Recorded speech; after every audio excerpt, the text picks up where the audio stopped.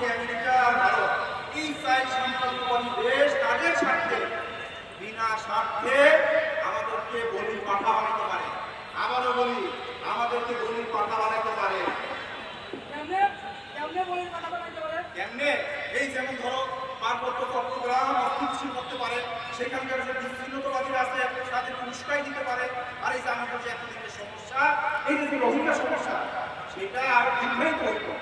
আরো কথা আছে, এই গ্রুপ বা চ্যানেল পরিবার যেটাই বলে সেখান থেকে কিন্তু অস্ত্র মাদক এইসবও চলাচল করতে পারে।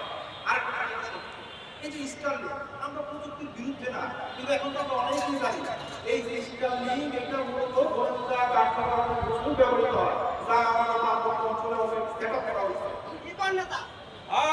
আরো ভয়ঙ্কর কথা আছে, ওই কাতারের আমির নাকি অন্য দেশে সরকারি পৃষ্ঠপোষকতায় যুদ্ধের সরঞ্জাম বানাইতে চায়।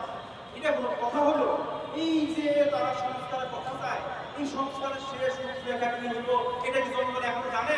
তারা বলছে জনগণের অন্ধকারে রেখা আপনারা কোন ধরনের সংস্কার করতে চান, কাদের কমিটমেন্ট ফিল করতে চান? আপনারা আপনারা মুখ্যমন্ত্রী সরকার, আপনারা সুন্দর সুষ্ঠু নিরপেক্ষভাবে একটা ভোটের আয়োজন করবেন, জনগণকে সেখানে ভোট দিবে।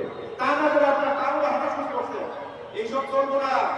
আর এইসবের জন্য আমরা রোড মাস্টার ডাক দিচ্ছি, রোড মাস্টার ডাক দিচ্ছি। আর এই সময় রোড পার রং পার আমরা সহজে পরিহত করতে জানি।